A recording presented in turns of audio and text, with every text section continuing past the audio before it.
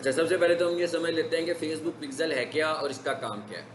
Facebook pixel जो है ये हमारे पास एक रीमार्केटिंग स्ट्रेटजी है। यानी अगर हम उन लोगों को अपना ऐड दिखाते हैं जो किसी ना किसी तरीके से ऑनलाइन पहले से ही हमें विजिट कर चुके हैं। अगर तो हम फेसबुक की बात करें तो लोग फेसबुक के ऊपर हमें कैसे विजिट करते हैं, फेसबुक पर आते हैं, हमारी कोई पेज लाइक करते हैं, कोई पोस्ट लाइक करते हैं, तो इसका मतलब क्या हुआ, उन्होंने फेसबुक पर हमें विजिट किया हुआ। उसकी बेस पर फिर फेसबुक उन लोगों को हमारे एड्स दिखाना शुरू कर देता है। लेकिन फेसबुक पिक्सल का मतलब क्या है कि पिक्सल आप समझ लो, it's not a pixel, it's like a camera. हाँ, जैसे क्लासरूम में कैमरा लगा हुआ है ना, इसी तरह हम लोगों ने ना वेबसाइट पे कैमरा लगा दिया अपनी अपनी वेबसाइट। अब हमारी जो वेबसाइट है वो तो फेसबुक पर विजिट नहीं हो रही है। हमारी वेबसाइट जो है वो कहाँ पर विजिट हो रही है, वो विजिट हो रही है गूगल पर। ठीक है। अब हम ये कह रहे हैं कि जो लोग हमारी वेबसाइट को गूगल पर विजिट कर रहे हैं किसी भी तरीके से, मे बी उन्होंने कीवर्ड लिख के सर्च कर लिया, मे बी उन्होंने गूगल ऐड देखा, मे बी उन्होंने किसी वेबसाइट पर ऐड देखा और क्लिक कर दिया और हमारी वेबसाइट पर आ गए। मतलब किसी भी तरीके से जो लोग हमारी वेबसाइट पर आ गए हैं, अब हम चाह ये रहे हैं कि उन लोगों को अपना फेसबुक ऐड दिखाएं। यहाँ पर हम पहले ये बात कर चुके हैं कि फेसबुक ऐड गूगल पे तो नज़र नहीं आता, यूट्यूब पे भी नज़र नहीं आता, तो फिर इसका क्या मतलब हुआ, फिर हम कैसे दिखाएंगे फेसबुक ऐड? मतलब फिर हम लोग फेसबुक ऐड उन लोगों को कैसे दिखा सकते हैं? फिर हम उनसे उनका डाटा कलेक्ट करके, यानी मैं बेसिकली करूँगा क्या कि एक फॉर एग्जांपल एक यूज़र ए है जो किसी भी तरीके से हमारी वेबसाइट पर आ गया, हम क्या करेंगे, अपनी फेसबुक के ऊपर हमने पहले से एक पिक्सल लगा दिया हुआ है। अब पिक्सल क्या करेगा कि जो यूज़र हमारी वेबसाइट पर आएगा उसका डाटा कलेक्ट करेगा और वो डाटा ले आएगा फेसबुक पर। डाटा कौन सा कलेक्ट करेगा? वो डाटा ये कलेक्ट करेगा कि भाई ये किस आईडी से, यानी किस आईपी एड्रेस से हमारी वेबसाइट तक आया। फिर वो ये देखेगा कि जिस आईपी एड्रेस से ये आया हुआ है, जिस यूज़र अकाउंट से ये आया है, क्या उस आईडी से, उस आईपी एड्रेस से फेसबुक अकाउंट भी है।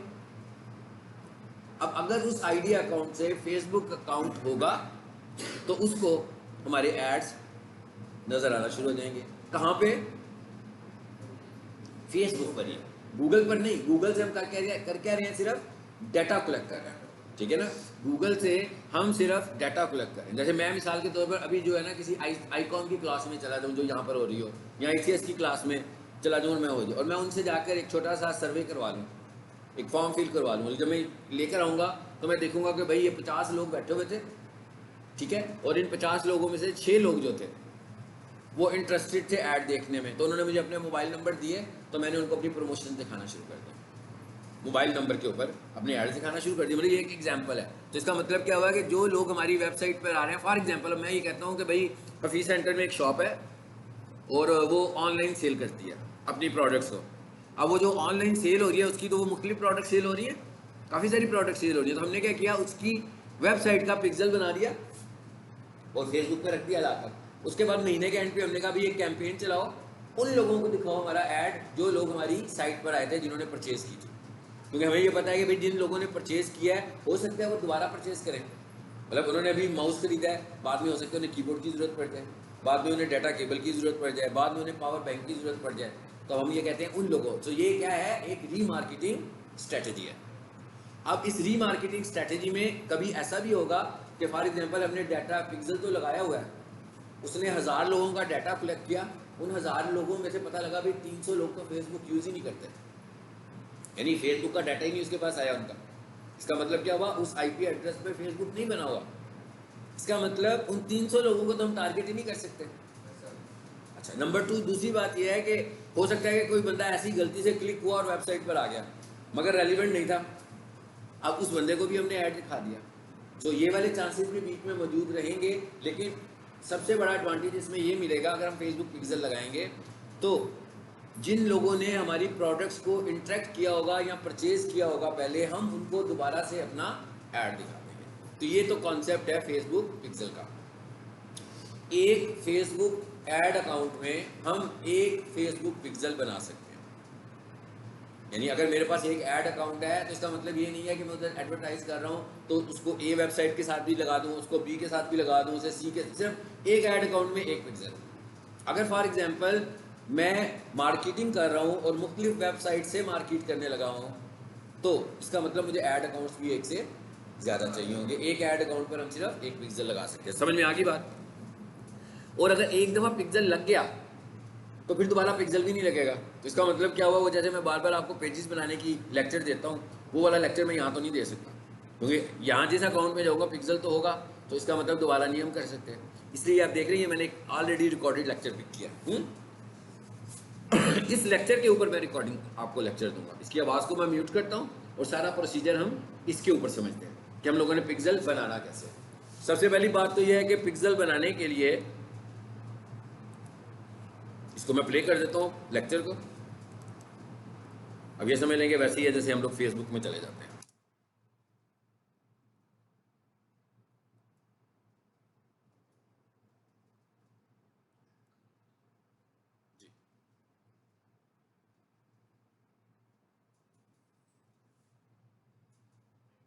जी जी आ जाइए। अब हम लोग फेसबुक पे आ गए।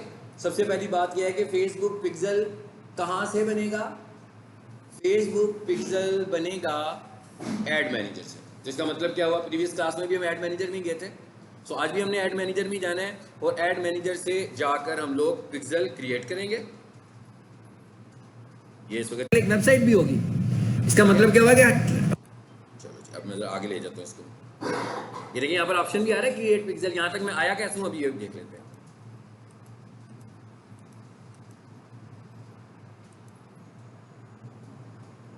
जी, ये ऐड मैनेजर में आ गए। यहाँ तक तो हम पहले भी आए थे। जब थोड़ा सा आगे चले गए, पीछे आ जाते हैं वापस।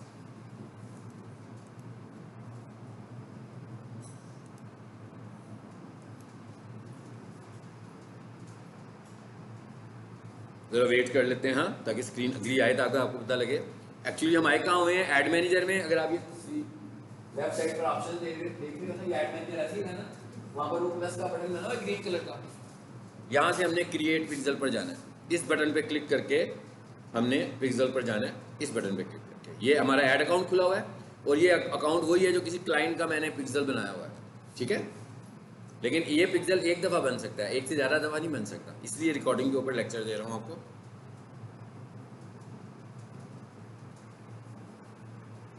और पिक्सल करेगा क्या? पिक्सल का पर्पस क्या है? पिक्सल का पर्पस ये है, क्या है? जिन्होंने सुना है बताओ ना यार। मैं क्या पिक्सल का पर्पस क्या, अभी मैंने बताया ना, बताओ जब तक ये अगली स्क्रीन नहीं आती है। पिक्सल का पर्पस ये है कि हम वेबसाइट से ट्रैफिक ले लेते हैं फेसबुक के लिए।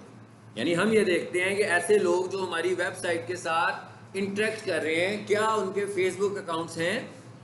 वो डाटा सारा उठाकर लाता है और फेसबुक को दे देता है। तो फॉर एग्जांपल इस महीने में मेरे वेबसाइट पर कोई 5000 लोगों ने विजिट किया। सो पिक्सल बनाने की वजह से उसने देखा कि भाई 5000 लोगों में से कितने लोगों का फेसबुक अकाउंट है, उसका डाटा उसके पास आ गया। अब मैं उसे कहूँगा भाई टारगेट कर दो इस पिक्सल को। इसका मतलब क्या हुआ, अगर 4000 लोगों का फेसबुक अकाउंट था तो 4000 लोगों का फेसबुक अकाउंट अब फेसबुक के पास आ गया। अब ये स्पेशल टारगेटिंग हम उसको कर रहे हैं, ठीक है।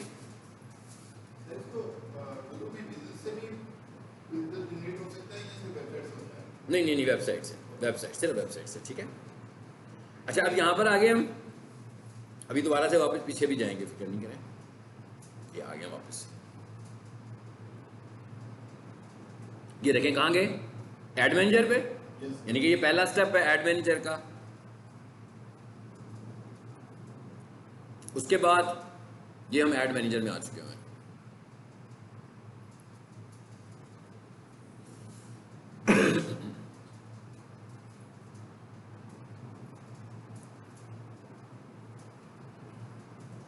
इसके लिए हमें ज़रा वेट करना पड़ेगा क्योंकि मैं रिकॉर्डिंग के ऊपर कर रहा हूँ और ये वाला लेक्चर भी ऑलरेडी लेक्चर ही है, ठीक है। ये भी मैंने क्लासरूम में ही लेक्चर दिया हुआ है, तो इसमें भी मेरी आवाज़ होगी। ऐड दिखाना, ये मैंने भी आवाज़ इसकी बंद की हुई है, ठीक है। यही मैं कहता है कि मेरे जितने फेसबुक पिक्सल के लेक्चर्स देखने होंगे आपने, तो इसकी प्लेलिस्ट बनी होगी फेसबुक पिक्सल के नाम से।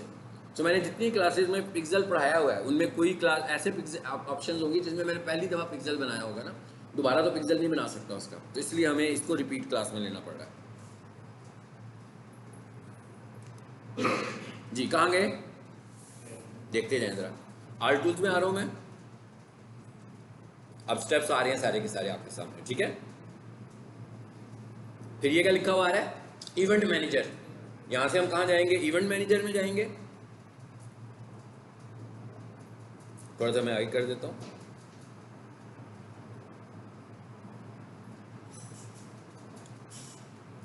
अकाउंट ये इस वजह से नहीं खुल रहा, ये जो ऐड अकाउंट खुला हुआ है ना, वो ब्लॉक ऐड अकाउंट खुला हुआ है। मैं अभी यहाँ से मैंने क्या किया, ऐड अकाउंट चेंज किया। याद है मेरे ऐड मैनेजर में आया था तो मैंने दिखाया था कि जिस अकाउंट में पेएबल होगा वहाँ से तो हम कुछ नहीं कर सकते, तो वो दूसरा अकाउंट था जिसमें पेएबल था। अब आ गए यहाँ पर अभी क्रिएट बटन आई है, यहाँ से देखे ना मैंने ऐड अकाउंट चेंज किया ना, तो चल पड़ा। उस अकाउंट से तब चलेगा जब मैं बैलेंस क्लियर कर दूंगा जी।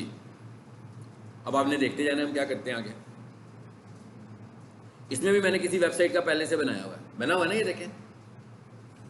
देखते हैं मैं आगे कहाँ जाता हूँ लेकर आपको जी। यहां से हम जाएंगे, पहले मैंने क्रिएट का बटन प्रेस किया,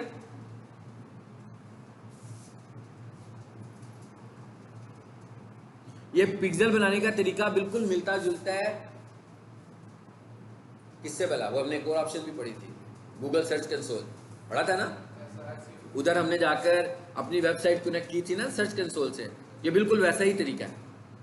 जैसे वहां पर हमने जाकर सर्च कंसोल में वेबसाइट ऐड की थी, अब हम फेसबुक में वेबसाइट ऐड कर रहे हैं। बस इसका मतलब साइंस वही है कि वेबसाइट पे जाकर कोड रखना पड़ेगा।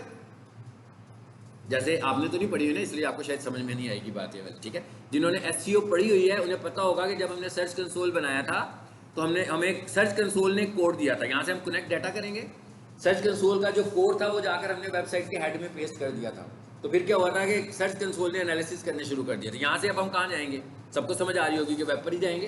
पहला ऑप्शन वेब का लिखा हुआ है ना, सो हम यहाँ से वेब पे क्लिक करेंगे और यहाँ से कनेक्ट कर देंगे। फिर क्या लिखा हुआ है, नेम योर पिक्सल। यहाँ पर आकर हम अपने पिक्सल का कोई भी नाम रख देंगे कि किस नाम का पिक्सल बना रहे हैं। मैंने आपको बताया था कि एक ऐड अकाउंट में एक पिक्सल बन सकता है। अगर आपके पास एक से ज़्यादा वेबसाइट्स हैं और उन पर एडवर्टाइज करना है तो आपको एक से ज़्यादा ऐड अकाउंट की जरूरत पड़ेगी। यहाँ से हमने कनेक्ट किया। अब आगे क्या पूछ रहे हैं आपसे, वेबसाइट यूआरएल। भाई उसने यही देखना है जिस वेबसाइट को आप करना चाह रहे हो क्या वो वेबसाइट मौजूद भी है कि वो वेबसाइट मौजूद नहीं है। तो यहाँ पर आकर हम उसे वेबसाइट दे रहे हैं जिसका मैंने वैसी वेबसाइट टाइप किया है कि मुझे ज़रा यूआरएल का पता लग जाए, और कोई वजह नहीं है। तो इस वेबसाइट को मैं कॉपी करूँगा और वहाँ जाकर पेस्ट कर दूंगा। इनका मैंने पिक्सल बनाया था तो इस वजह से इनकी वेबसाइट की बात हो रही है, ठीक है। यहां लाकर इसे पेस्ट कर देंगे हम।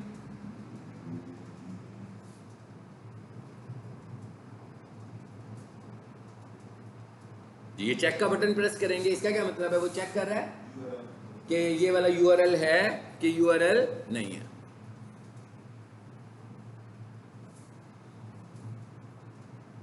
इसको मैं नेक्स्ट करूंगा।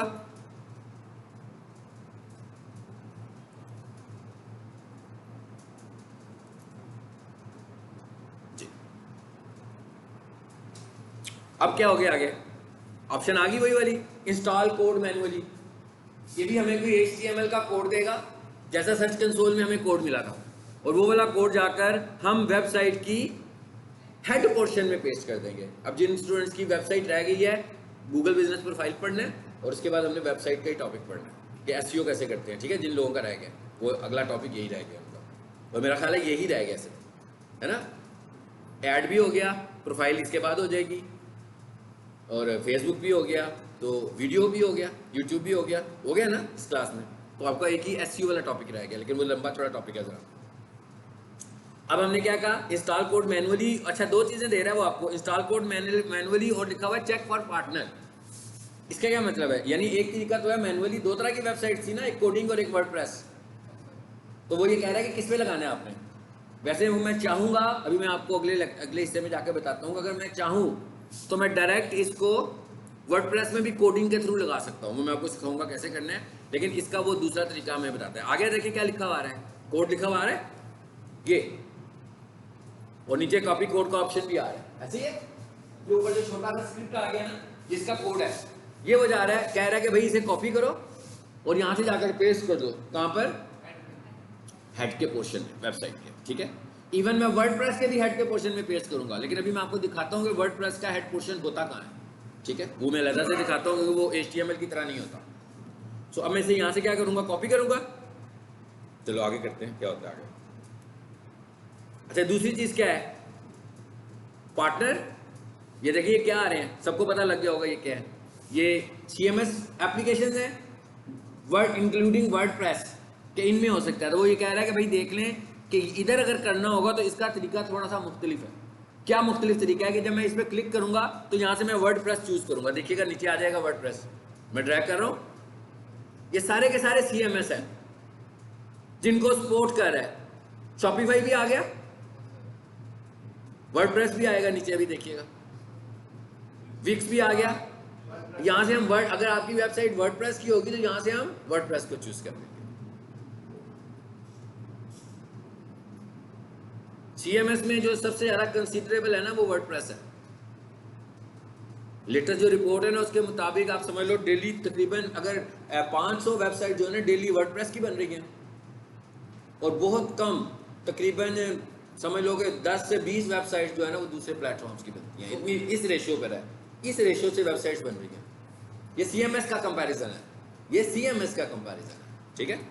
तो अमंग CMS ये देखिए क्या ऑप्शन आ गया, सबको फील हो रहा होगा इस वक्त हम किस स्क्रीन पर आ गए, वर्डप्रेस पे आ गए। वो लेफ्ट साइड पर पैनल आ रहा है वर्डप्रेस का, यहाँ पर एक ऑप्शन आ रहा होगा प्लगइन्स का, जिसमें मैं गया हूँ। सो उसने क्या किया है, फेसबुक ने क्या किया है, मुझे ना एक प्लगइन बनाकर दे दिया है। वहीं पर पहले उसने मुझे क्या दिया था, कोड, नीचे ऑप्शन दे रहा था ना चेक फॉर पार्टनर, वहां से उसने मुझे क्या बनाकर देना है, एक प्लगइन बनाकर देना। ये अभी वो आपको तरीका बता रहा है आपने करना क्या, अभी हम इंस्टॉल नहीं कर रहे हैं। ये फेसबुक में ही हूँ मैं इस वक्त, वो मुझे बता रहा है कि भाई आपने क्या करना है, इधर आना है, इस जगह पर आना है और यहाँ से जाकर प्लगइन को इंस्टॉल कर लेना बस। यानी वर्डप्रेस होगा तो प्लगइन इंस्टॉल होगा, कोडिंग वाली वेबसाइट होगी तो कोड पेस्ट होगा। लेकिन अगर आप कोडिंग में एक्सपर्ट हैं तो आप कोड ही बना लें और दोनों सूरतों में आप इसको कोड को पेस्ट कर सकते हैं। वो भी एंड पे मैं बताता हूँ कैसे पेस्ट करना है। चलिए आगे चलते हैं जरा, ये देखिए मैं इस पर नेक्स्ट करता हूँ, आगे क्या होता है जी। नेक्स्ट ये मैं देख रहे हैं पीछे वर्ड वही खुला हुआ है, फेसबुक खुला हुआ है, यानी वो फेसबुक में सिर्फ आपको गाइड कर रहा है कि यहाँ आना है आपने इंस्टॉल करने के लिए। नेक्स्ट हो गया, ठीक है, थोड़ा सा और आगे चलते हैं।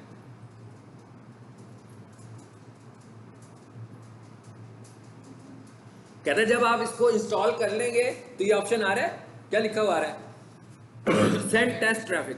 कहता है फिर आपने जब इंस्टॉल कर लेना है तो इस बटन को क्लिक करना है, ये बटन आपको बताएगा कि वो इंस्टॉल हो गया कि नहीं हुआ, यानी क्रॉस चेक वेरीफाई करना होगा, जैसे हम लोग उसको भी करते थे, सर्च कंसोल को भी करते थे। अच्छा ये अब मैं एग्जांपल के लिए अब आपको कहाँ ले आया हूँ, वर्डप्रेस में, क्योंकि कोडिंग में करना तो बहुत सिंपल है, सबको पता है कि कोड को कॉपी करूंगा, हेड में जाऊंगा और पेस्ट कर दूंगा। वर्डप्रेस में इसे कैसे करना है ये बता रहा हूँ। ये मैं इधर आ गया हूँ, एक वर्डप्रेस की वेबसाइट खोल दिया मैंने, ठीक है। अब देखिएगा मैं कहाँ लेकर जा रहा हूँ आपको, ये प्लगइन्स और ऐड न्यू का बटन बना हुआ है, जो उसने मुझे प्लगइन बनाकर दिया है, बस मैंने ऐड न्यू का प्लगइन पे जाना है और मेरी डिस्क पर सेव है, उसको मैं अपलोड करूंगा और एक्टिवेट करूंगा तो इंस्टॉल हो गया। यानी कि एक तरीका ये है, लेकिन वर्डप्रेस में ये सबसे बड़ी प्रॉब्लम है ना कि जो कुछ भी है वो प्लगइन है। जब मैं कोडिंग की वेबसाइट बनाता हूँ तो पता लगता है भाई मैंने वेबसाइट 4 MB में या 10 MB में बना दी है, लेकिन जब मैं वर्डप्रेस में वेबसाइट बनाता हूँ तो जैसे जैसे मैं चीज़ें लाता जाता हूँ मेरी वर्डप्रेस बढ़ती जाती है, सो वो जीबीज में चली जाती है। इसी वजह से हमारी वर्डप्रेस भी स्लो हो जाती है और इसके लिए हमें बड़ी होस्टिंग की भी ज़रूरत पड़ती है, और यही वजह है जिसकी वजह से हम वर्डप्रेस को कंसीडर भी नहीं कर रहे। हाँ हाँ हाँ कर सकते हैं, बिल्कुल कर सकते हैं। वेबसाइट किससे किस पे बनाए, मैं तो हमेशा रिकमेंड करता हूँ कोडिंग में बनाए। हाँ मैं हमेशा कोडिंग रिकमेंड करता हूँ। चलिए आगे चलें। सबसे ज़्यादा रिलायबल जो है वो कोडिंग की वेबसाइट्स है, सबसे ज़्यादा अनरिलायबल जो है वो CMS है। और मैं नहीं समझता कि इसमें इतनी अच्छी SEO नहीं होती, लेकिन कई लोग समझते हैं कि वर्डप्रेस की SEO CMS में SEO मुश्किल है, जबकि मैंने आपसे कहा था कि भाई एक लेक्चर में SEO सीख लोगे। मुश्किल का मतलब है कि उसमें रैंक नहीं होती, CMS की वेबसाइट जल्दी रैंक नहीं होती, ठीक है, लोग ये करते हैं, लेकिन आप अगर वर्डप्रेस की वेबसाइट नहीं है उसमें नहीं, ये वाला इशू कोई नहीं है, ठीक है। इसको अगर आपको SEO करनी आती है तो आप कर सकते हो, ठीक है, इसमें भी रैंक हो जाती है। खासतौर पर लोग समझते हैं कि जो सेलिंग वेबसाइट्स हैं इनको रैंक करना मुश्किल होता है। अभी किसी ने मुझे कहा कि प्रोडक्ट कैसे लगाएंगे, तो मैंने आपको साइंस बताई है ना क्या है, प्रोडक्ट SEO करनी पड़ेगी। फिर हमें एक एक प्रोडक्ट की SEO करनी है। सबसे पहले एक प्रोडक्ट को पकड़ लें और उसकी SEO शुरू कर दें और मुकम्मल SEO करें। सारी की सारी साइंस वही है जो हमने SEO करने की साइंस पढ़ी, title, description, image, hyperlink, bold, strong, heading style, हो गई ऑन पेज SEO और लिंक्स। यही इसी पे फोकस करना है आपको जी। अब आगे चलते हैं जरा, मैंने यहाँ पे क्यों रोका हुआ है लेक्चर को।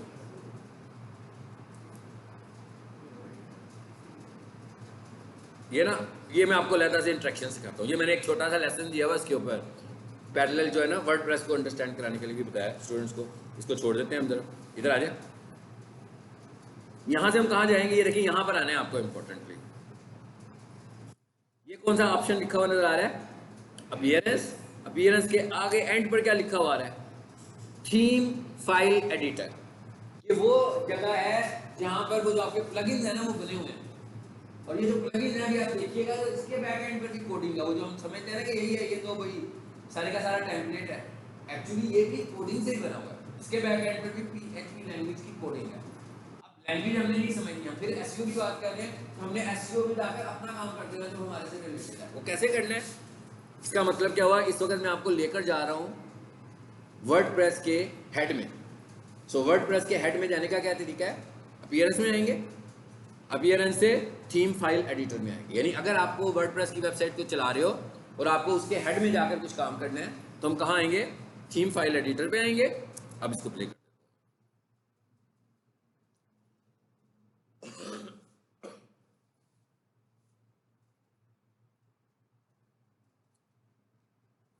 क्लिक करना है हमने, दे रखे आ गए थीम फाइल एडिटर में। देखिएगा ये कोडिंग सारी नजर आनी शुरू हो जाएगी अब आपको। ये सारी की सारी कोडिंग है, लेकिन ये बड़ी डेंजरस जगह भी है। यहाँ पर अगर आपने कोई थोड़ी सी गलती कर दी और आपका थीम खराब हो गया तो आपकी वर्डप्रेस की वेबसाइट भी करप्ट हो जाएगी, ठीक है। इसलिए हमें सिर्फ वो काम करना है जो हमसे रिलेटेड है, किसी और कोड को हमने नहीं छेड़ना। राइट साइड पर देखें विंडो बनी हुई है थीम फाइल्स की, बनी है ना। यहाँ से हमने हेडर में जाना है। देखिएगा मैं कैसे लेकर जाता हूँ आपको हेडर में। ये जो राइट साइड है इसकी बात कर रहा हूँ, यहाँ पर हेडर की फाइल मिलनी है अभी आपको, देखिएगा। हाँ ये भी देखते हैं, header.php लिखा हुआ है, header.php, ये इसके नीचे फाइल है। अब ये HTML फाइल नहीं है क्योंकि ये तो लैंग्वेज में बना हुआ है ना सब कुछ, तो इसमें लैंग्वेज फाइल्स आ रही हैं। अब हम कहाँ जाएंगे, header.php में। अब जितने काम आपने कोडिंग में किए थे, अब आप देखिएगा ये वही HTML वाला हेडर आपको मिल जाएगा यहाँ पे। जी आ गया कि नहीं आया, आ गया। अब जिस बंदे को कोडिंग आती है उसका कोई मसला नहीं है ना। ये लो वही वाला आ गया।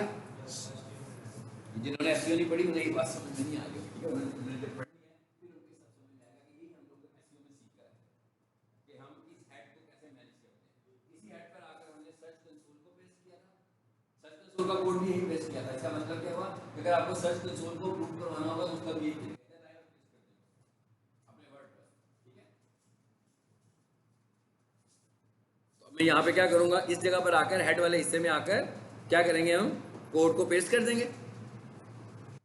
इस हिस्से पर आकर हेड के बाद लिखा हुआ ना हिस्सा, इस जगह पर आकर मैं कौन सा कोड पेस्ट कर दूंगा, कौन सा अभी जो काम कर रहे हैं हम लोग, क्या कर रहे हैं, पिक्सल वाला जो उसने कॉपी कोड कहा था ना, वो यहाँ लाए, वहां से मैंने कॉपी किया और यहाँ लाकर मैंने उसको पेस्ट कर दिया बस। और उसके बाद इसको सेव करूंगा। अब मुझे प्लगइन इंस्टॉल करने की जरूरत नहीं है, ये डायरेक्ट हो गया। अब इसका फायदा क्या हुआ, आपने स्पेस भी बचा ली अपनी, वो जो प्लगइन की स्पेस थी।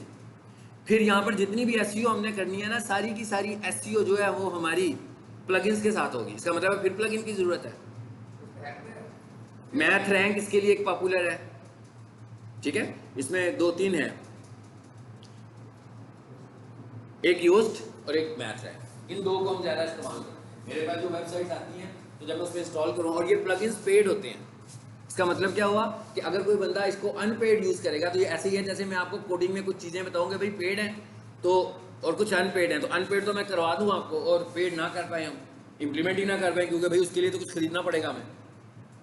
ठीक है, तो इसका मतलब क्या हुआ कि अगर हम परचेज नहीं करते तो हम मैक्सिमम प्लगइन का भी इस्तेमाल नहीं कर सकते, अनपेड में सिर्फ वही यूज करेंगे जो फ्री पार्ट है। फिर एसईओ का प्लगइन इंस्टॉल करना है तो फिर उसने स्पेस लेनी है, लेकिन जब हमने कोडिंग में एसईओ की थी तो हमने फ्री की थी, उसके लिए हमें कोई चीज़ परचेज करने की जरूरत नहीं। फिर एसईओ का प्लगइन का अपडेट्स भी आते हैं, हमें अपडेट भी करने पड़ते हैं। और फिर कुछ ऐसे प्लगइन्स भी होते हैं एसईओ वाला, ये एसईओ के प्लगइन की तो बात नहीं कर रहा हूँ, लेकिन कुछ ऐसे प्लगइन्स हैं जो एक्सपायर होते हैं, कुछ ऐसे प्लगइन्स हैं जिनके नए वर्जन आते हैं। खासतौर पर आपने देखा ये पूरी की पूरी वेबसाइट चल किस पे रही है, PHP पे। तो इसका मतलब क्या हुआ कि इस वर्डप्रेस के एप्लीकेशन में PHP भी इंस्टॉल हुआ है। तो अगर वो ये कहेगा भाई PHP का ये वर्जन खत्म हो गया, नया वर्जन आ गया और आप इंस्टॉल ही नहीं करते हो, तो इसका मतलब क्या होगा, परेशानियां होंगी वेबसाइट के लिए। अगर उसकी अपडेट्स आती हैं हम इंस्टॉल नहीं करते फिर प्रॉब्लम्स होंगी। इसी वजह से वर्डप्रेस की वेबसाइट अगर उसे कोई मेंटेन नहीं कर रहा, देख नहीं रहा कि भाई कौन सा प्लगइन आया हुआ है, कौन सा प्लगइन खत्म हो रहा है, कौन सा नया एप्लीकेशन इंस्टॉल होने वाला है, कौन सी अपडेट आई हुई है, जब तक इसको मेंटेनेंस करने वाला बंदा नहीं होगा तो ये वेबसाइट 1 साल से ज़्यादा नहीं चलती है, ऑटोमेटिकली 1 साल ही चलती है, उसके बाद फारिग हो जाती है। और इसमें सिक्योरिटी होल्स बहुत सारे आ जाते हैं, तो इन सिक्योरिटी होल्स का हल फिर कोई नहीं होता। फिर हम वापस डेवलपर के पास जाते हैं, वो कहेगा मेरे पास तो बैकअप ही नहीं पड़ा हुआ इसका वेबसाइट का, आपके पास है तो मैं इसे देख लेता हूँ, नहीं है तो ये अच्छा रहने दें, फिर इसमें टाइम ज़्यादा लगेगा, पैसे भी ज़्यादा लगेंगे। अब आप मुझसे ना एक नई वेबसाइट दूंगा, वो आपको फिर नई एक वेबसाइट पर लगा दें। कोडिंग की वेबसाइट का क्या प्रॉब्लम है, कोडिंग की वेबसाइट अगर आपकी 25 साल पुरानी भी होगी ना, वेबसाइट को कुछ नहीं होगा, इसलिए तो उसके अंदर कोई ऐसी चीज़ नहीं है जहाँ गूगल एल्गोरिदम पर पूरी नहीं उतर रही होगी। वो मतलब गूगल एल्गोरिदम मतलब मिसाल के तौर पर एक वेबसाइट बनी थी 1988 में, और उस वक्त का गूगल एल्गोरिदम और आज के गूगल एल्गोरिदम में तो ज़मीन आसमान का फ़र्क है, लेकिन उसके बावजूद उस वेबसाइट को कोई इशू नहीं है, वो चल रही है, आज भी चल रही है, चल पुराने स्टैंडर्ड्स पे रही है, मगर वेबसाइट आज भी चल रही है, वेबसाइट करप्ट नहीं होगी। लेकिन ये वाली जो वेबसाइट्स हैं ये आपकी वेबसाइट्स करप्ट हो जाएंगी। ठीक है, सो इसलिए हम रेकमेंड क्या करते हैं, मतलब मैं क्या रेकमेंड करता हूँ, अगर कोई बंदा वेबसाइट बनवा रहा हो, अगर कोई बंदा वेबसाइट बना चुका है तो बिल्कुल ऐसी गुफ्तगू उससे नहीं करते जैसे मैं आपसे कर रहा हूँ। अगर कोई बंदा कहे कि भाई मुझे कौन से प्लेटफॉर्म पर जाना चाहिए, फिर हम कहते हैं कि आपको कोडिंग पर जाना चाहिए। और अगर कोई बंदा कहे कि मेरे पास एक वर्डप्रेस की वेबसाइट है, हमें इसकी एसईओ करनी है, तो मैं उसे ये नहीं कहूँगा कि भाई आपने जुल्म कर लिया और पैसे ज़ाया कर दिए अपने, हम उसकी एसईओ करेंगे। ठीक है, उसको डिस्टर्ब नहीं करना, क्योंकि उसको डिस्टर्ब करेंगे तो वो मेंटली डिस्टर्ब भी होगा और हो सकता है वो एसईओ भी ना करवाए। मतलब वो अब जब तक उसकी, क्योंकि अगर हम उसकी एसईओ करेंगे तो उसकी वर्डप्रेस की वेबसाइट डिस्टर्ब होगी तो उसकी रिस्पॉन्सिबिलिटी हम पर तो नहीं है ना, वेबसाइट की रिस्पॉन्सिबिलिटी डेवलपर पर आएगी। हमारी रिस्पॉन्सिबिलिटी क्या होगा, उसकी वेबसाइट को रैंक करना, तो हम उसको भी रैंक कर देंगे और दूसरी वेबसाइट को भी रैंक कर देंगे। और मैंने आपको सिंपल सा तरीका बता दिया कि भाई एसईओ में हमने क्या सीखा था, कीवर्ड रिसर्च करो, टेक्निकल एसईओ के सारे फैक्टर सारे अप्लाई करो, टाइटल ऑप्टिमाइज करो, मेटा डिस्क्रिप्शन करो, यानी जो जो वहां पर कर रहे थे ना सब कुछ यहाँ पे भी करना है। डिस्क्रिप्शन लिखो, यानी बॉडी में जो डिस्क्रिप्शन लिखते हैं, सबसे ऊपर हेडिंग स्टाइल यूज करो, H1 से लेकर H6 तक। पैराग्राफ्स की शक्ल में लिखो, छोटे छोटे पैराग्राफ लो, छोटे छोटे सेंटेंसेस लो, पैराग्राफ के अंदर फिर कीवर्ड लेकर आओ बोल्ड और स्ट्रॉन्ग करके, हाइपरलिंक्स बनाओ, इंटरनल लिंकिंग और एक्सटर्नल लिंकिंग। ठीक है, ये सब कुछ करो, यही सब कुछ हमने ऑन साइट कोडिंग वाली वेबसाइट में की है, यही सब कुछ आपको यहाँ पे करना है। यहाँ पे करना आसान है, ये देखें ये कितना आसान है, ये देखें स्क्रीन आ गई है मेरे पास भाई, जैसे वर्ड में फॉर्मेटिंग करते हो वही आ गया ना सब कुछ। जैसे मैं माइक्रोसॉफ्ट वर्ड यूज कर रहा हूँ, देखें ये यहाँ आया हूँ मैं, देखें मैं कहाँ आया हूँ, अब मैं एसईओ करने जा रहा हूँ, तो आपने स्क्रीन देखनी है। ये तो बात खत्म होगी ना कि यहाँ लाकर कोड पेस्ट कर देंगे, ठीक है, इसका काम खत्म। अब मैं ये कह रहा हूँ कि हम पेजेस की एसईओ कैसे करेंगे।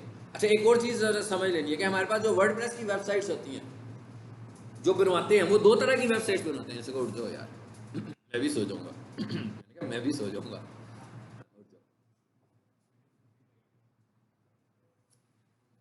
2 तरह की हमारे पास वेबसाइट्स होती हैं, एक होती है जो जैसे अभी आपने कहा था ब्लॉग, वो पोस्ट टाइप की वेबसाइट्स होती है, उसमें पोस्ट लग रही होती है, और एक वेबसाइट होती है जो हमारी तरह की होती है जिसमें पेजेस होते हैं। तो ये 2 तरह की होती है वेबसाइट्स। ठीक है, यानी इसका मतलब क्या हुआ कि जो पोस्ट टाइप की वेबसाइट्स होंगी, यानी एक बंदे का आर्टिकल्स लिखा है, तो वो ऐसे तो नहीं होगा कि एक आर्टिकल 6 साल पहले लिखवाए हैं, 1 साल पहले लिखवाया तो वही लिखा रहेगा। वो तो रोजाना ऑटोमेटिकली चेंज होना चाहिए। यानी जैसा भी उस वेबसाइट का ऑनर रोजाना एक नया आर्टिकल लिखेगा तो ऑटोमेटिकली जो भी नया आर्टिकल हो वो उसका होम पेज बन जाए, ऐसे ही है ना। लेकिन जब हम कोडिंग पढ़ रहे थे तो ये साइंस नहीं थी। कोडिंग में जो होम पेज था वो कौन सा था? कोडिंग में जो होम पेज था वो कौन सा था? index.html, ऐसे ही है ना। कोडिंग में जो हमारा होम पेज था वो index.html था। लेकिन इस तरह की वेबसाइट में जो ब्लॉगिंग या आर्टिकल्स की वेबसाइट होगी वो किस पे बन रही है? पोस्ट पे। तो उसमें आज अगर मिसाल के तौर पर मैंने आज एक नया, देखिए कहाँ आया हूँ मैं, हाँ पोस्ट पे हूँ ना। अब यहाँ पर मैंने एक पोस्ट लिखी हुई है, मिसाल के तौर पर मैंने एक पोस्ट लगाई थी कल। तो अब जब लोग मेरी वेबसाइट को देख रहे हैं तो मेरी कल वाली जो पोस्ट है वही मेरी वेबसाइट का होम पेज है। उसके बाद एक हफ्ता में कोई एक्टिविटी नहीं करता और हफ्ते के बाद एक और पोस्ट लगा देता हूँ, फिर क्या होगा? जो हफ्ते के बाद मेरी फ्रेश पोस्ट होगी वो मेरा होम पेज बन जाएगी। फिर उससे अगले दिन मैं एक और पोस्ट लिख देता हूँ, फिर क्या होगा? तो इसका मतलब ये है ब्लॉगिंग का स्टाइल, ठीक है। ये ब्लॉगिंग वाली वेबसाइट है। दूसरा स्टाइल क्या है? जैसे वहां पर इंडेक्स की फाइल थी, यहाँ पर पेज है। वहां पर इंडेक्स की फाइल थी, यहाँ पर पेज है, ठीक है। अब आप जरा देखो इस पे। अब इसकी एसईओ कैसे होनी है ये देखें जरा। सिंपली मैं एडिट में गया हूँ, जैसे वर्ड में जाकर फॉर्मेटिंग करते हैं ना, हेडिंग स्टाइल लगा लो, बोल्ड कर लो, स्ट्रॉन्ग कर लो, हाइपरलिंक लगा लो, और ये देखें कोडिंग भी आ गई है इसकी। कैसे आई है?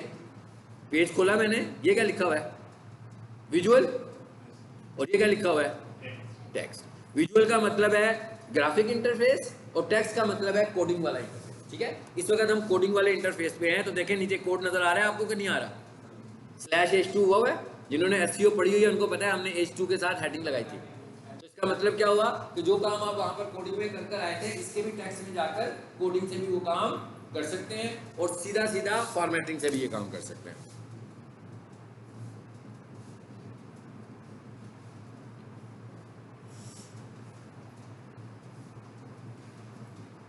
इसका इंटरफेस चेंज हो जाएगा। अच्छा, एक और चीज नोट करिए, क्या लिखा हुआ आ रहा है? परमालिंक्स। परमालिंक्स का मतलब होता है परमानेंट लिंक्स, ठीक है। ये आगे क्या लिखा हुआ आ रहा है? पूरा यूआरएल आ रहा है। यही हम कह रहे थे ना कि हमारी वेबसाइट का यूआरएल कीवर्ड फ्रेंडली होना चाहिए। तो ये जिस चीज का पेज होगा, ये जो परमा लिंक है मैं उसी तरह का बना दूंगा। कोई मुश्किल काम तो नहीं है। ये देखिए क्या लिखा हुआ है? एडिट। एडिट पे क्लिक करूंगा और यूआरएल लिख दूंगा। जैसे फॉर एग्जांपल मेरा ये वाली पोस्ट होती कमर्शियल किचन इक्विपमेंट की, तो इसको एडिट करके मैं लिख देता कमर्शियल किचन इक्विपमेंट, तो ये यूआरएल फ्रेंडली यूआरएल बन गया हमारा। तो इसको वर्डप्रेस में क्या बोलते हैं? परमालिंक्स, परमानेंट लिंक्स, ठीक है। चलो आगे आ जाओ। अभी क्या आ रही है? हेडिंग। इसका मतलब टाइटल आ रहा है ना आपका, इस टाइटल को हम सेट कर देंगे। नीचे आकर ये सारा हम वो सेट करेंगे। अब नीचे आओ जरा इधर। अब किस में आ गया हूं मैं? अब ग्राफिक इंटरफेस में आ गया हूं। अब मैं किस में आ गया हूं? किस पार्ट में आ गया हूं? विजुअल वाले पार्ट में आ गया हूं। वो कहता है भाई इसको चेंज करना है आपने, इसको सिलेक्ट करें, देखते हैं जरा कैसे चेंज होता है। फॉर्मेटिंग में करके दिखाऊंगा आपको यहाँ पे।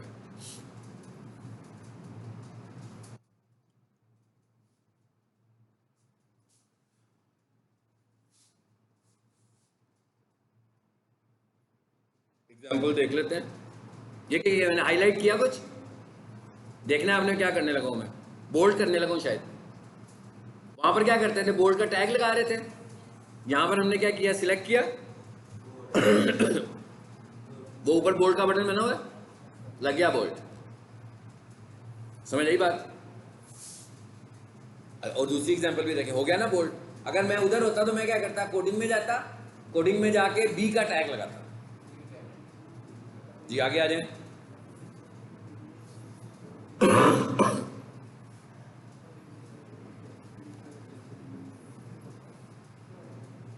हाइपरलिंक भी बना रहे थे हम वहां पर। ये हाइपरलिंक है। अभी इसका भी बटन आ जाता है। ये आ गया इसका बटन, ये देखें। अब मैं कहां पे क्लिक करूंगा? ये जो पिक्चर के सामने बना हुआ बटन, ये वाला, ये हाइपरलिंक का बटन है।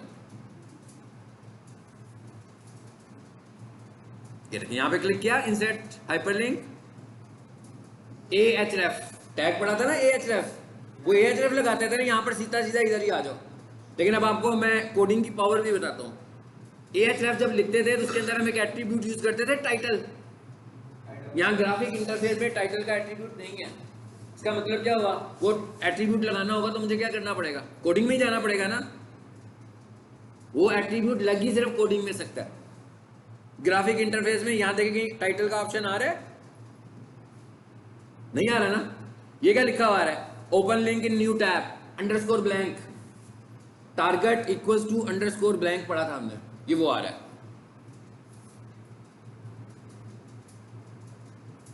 अब देखिएगा मैं इसकी कोडिंग में जाने लगा।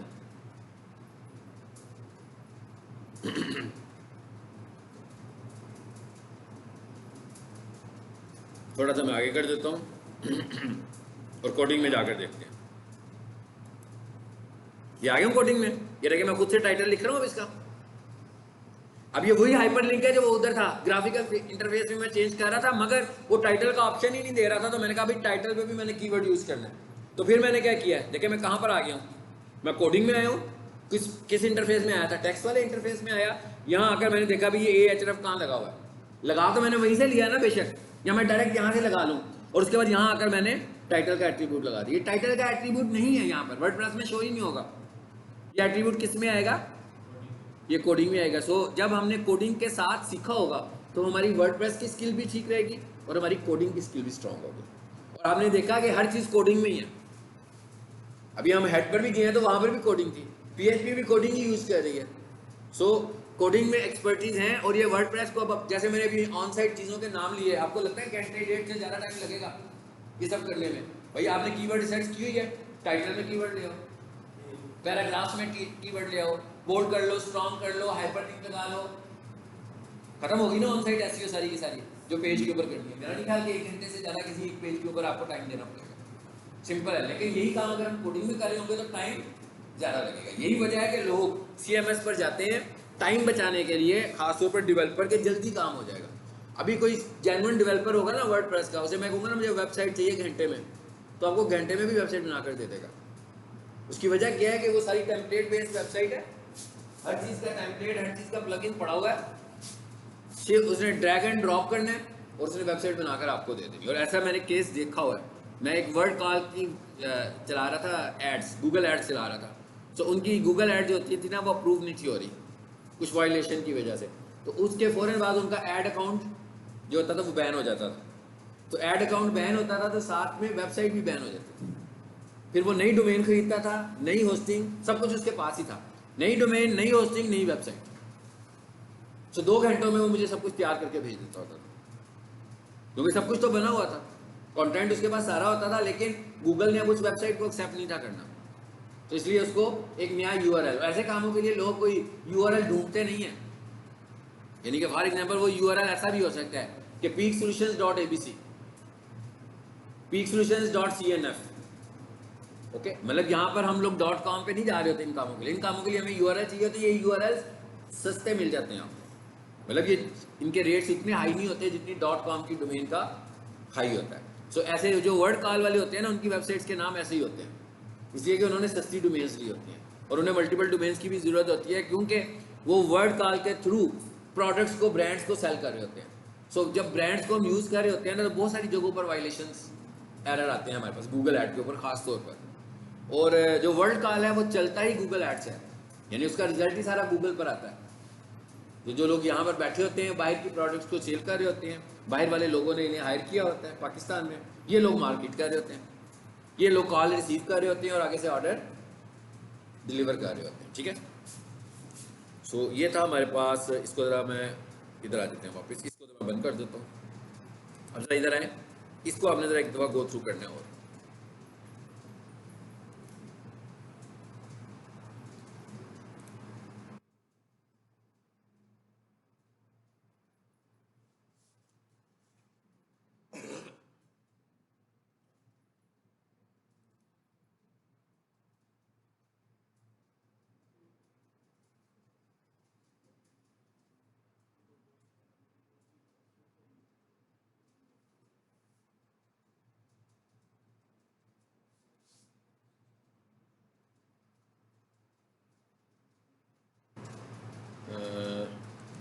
टाइम कितना भी है मेरे पास?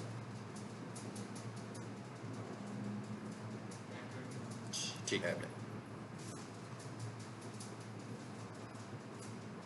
यहाँ पर भी फेसबुक खुल जाएगा।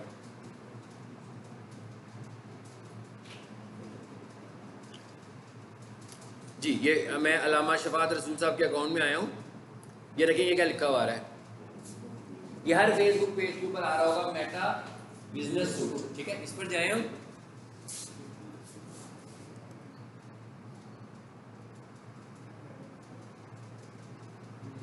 पहले हम क्या कर रहे हैं, फेसबुक के फ्रंट से फेसबुक को मैनेज कर रहे हैं ना। अब इस जगह से आप इसको मैनेज करें। ये सब मैंने आपको इंटरफेस दिखाना था, आपको पता लग जाएगा यहाँ से भी हम मैनेज कर सकते हैं। ये क्या लिखा हुआ है, क्रिएट पोस्ट।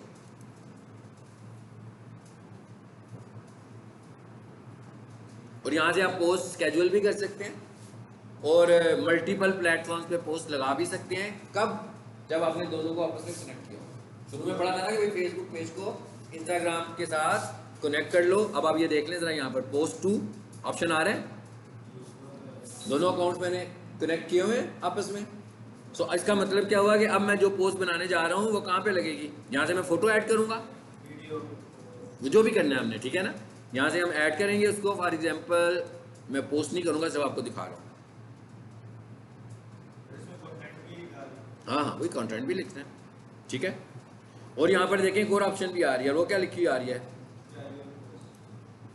स्केड्यूल पोस्ट भी कर सकते हैं यहाँ से, ठीक है। जैसे फॉर एग्जांपल मैंने कुछ देखिए, किसी की कुछ पोस्ट ऐसी होती है किसी कस्टमर की जो कि वक्त के साथ चलती है, कुछ पोस्ट ऐसी भी होती है जैसे इवेंट्स होते हैं। तो मैंने इवेंट्स की पोस्ट पहले से बना के रखी हुई है ताकि मुझे वो बार बार, जैसे 14 अगस्त आ रहा है उसकी पहले से बना ली, रबीउल अव्वल आया उसकी पहले से बना ली, यकम मई आ रहा है उसकी पहले से बना ली, पहले से ही बनाकर हमने रखी है, उसको स्केड्यूल किया वो ऑटोमेटिक चलेगी। या फॉर एग्जांपल मैं 10 दिनों के लिए कहीं ऑफ द स्क्रीन हो जाता हूँ, तो मैं ये कहता हूँ कि भाई ये 10 दिनों में क्या होगा, उसकी पोस्ट बना देता हूँ और उसको पहले से स्केड्यूल कर देता हूँ कि भाई मैं भाई जाऊँगा यहाँ, मैं ये चाह रहा हूँ कि फेसबुक पे ज़्यादा इंगेजमेंट हो, तो एक ही दफ़ा फेसबुक पे बैठा हूँ, पोस्ट बनाई और स्केड्यूल करती रोजाना 3 पोस्ट के हिसाब से। भाई एक सुबह 9 बजे लगाओ, एक 3 बजे लगाओ, एक रात को 10 बजे लगाओ। अब ऑटोमेटिक लग रही है। अगर मैंने 10 दिनों की ये सारी वर्किंग कर ली है डेली पोस्ट के हिसाब से, तो 30 पोस्ट तो होगी 10 दिनों में। तो इसके लिए मुझे रोजाना वक्त देने की भी जरूरत नहीं है, ऑटोमेटिक टास्क हो रहा है। तो ये कैसे होगा, ये यहाँ से मैं एड्स को स्केड्यूल करूंगा, आ रही है स्केड्यूल डेट्स, और उसके बाद स्केड्यूल कर दूंगा।